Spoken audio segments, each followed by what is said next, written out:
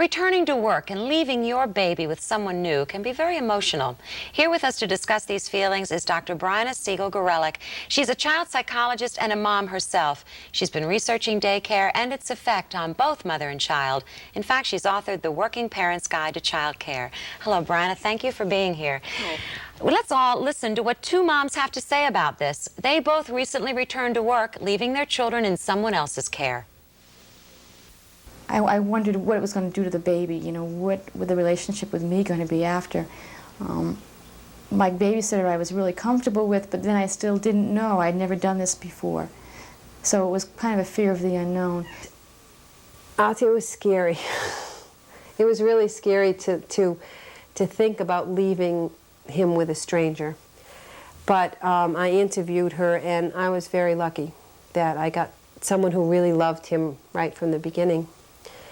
And this time, it's scary to think that I have to go through that again. You know, Bryna, there is a sense of fear in both of those women. I mean, I hear a fear of loss of love or control. Is that universal for moms? I think that that's the most scary part of beginning to use daycare for all mothers. Because you are leaving and someone else is caring for your child? Yes, and you don't know what's going to be happening to your child and what your child is going to be doing when they're with those other people. They're going to be growing up without you. Is it then important to get in touch with your own feelings so that you can then successfully provide child care?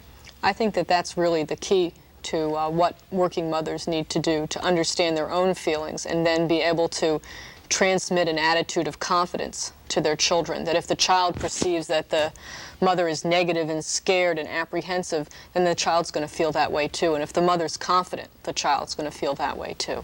How about the feelings of guilt? If you love what you do, you enjoy working, but yet you feel guilty because you're leaving your child, there's a lot of conflict there in that sense of freedom versus guilt, right? Yeah, I think that that's an important point, but there's been studies that have shown that women who work and want to feel better about the way they're raising their children than women who stay home and wish they were working.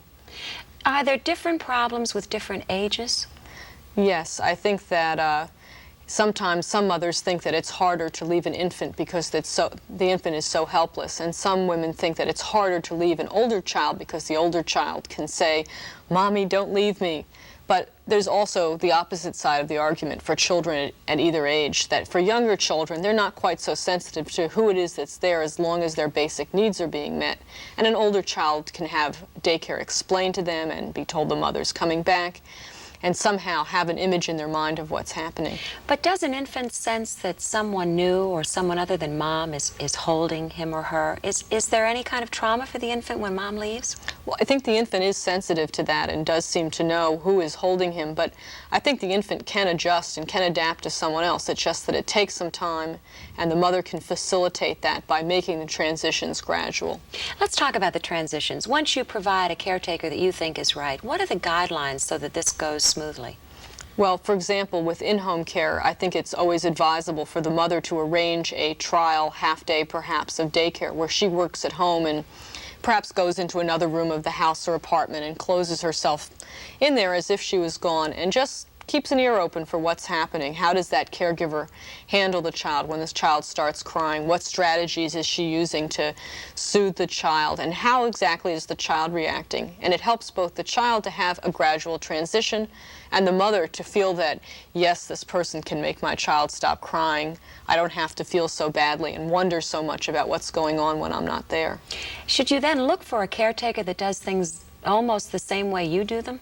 I think that that's an important point for two reasons. One, because mothers and caregivers will have fewer disagreements with each other if they both agree on raising the children the same way. For example, if they agree on whether or not to spank or whether or not to give snacks in between meals, or just how physically affectionate they are with the children, those kind of stylistic things. But also it's important because the child should have a consistent set of rules. He shouldn't be able to get away with one thing with the mother and not with the caregiver. The child should feel as though his care is consistent.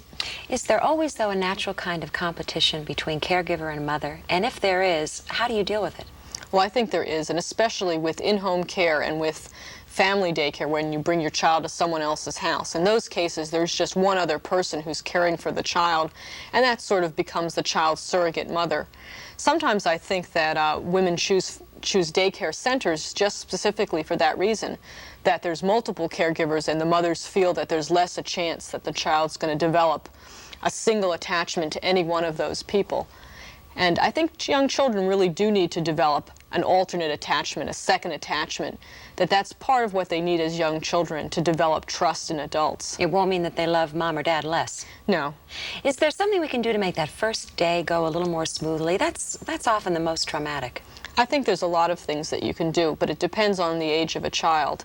A child who's under perhaps 6 months old, they don't have a very good sense of object permanence or of time and who's coming and who's going and how long they've been gone. And really the best you can do is say bye-bye and when you come back to make sure the baby knows that you're back. But with an older child, you can begin to explain that it's time to leave and that you're going to go and this is the day that you're going, and to talk about it with them and have them repeat things to you, whatever their level of language is, to make the understanding relevant to them at their level. All of what you've just said is really helpful, but I think maybe the key is just because you're off to work doesn't mean that you can find just anyone to take care of your child. You really need to devote time to this to make it work, don't you? Oh yes, I think the process of choosing a caregiver is very important, and each individual parent is in the best position to do that for their child because they're the one who knows their child's temperament and what their child's likes and dislikes are.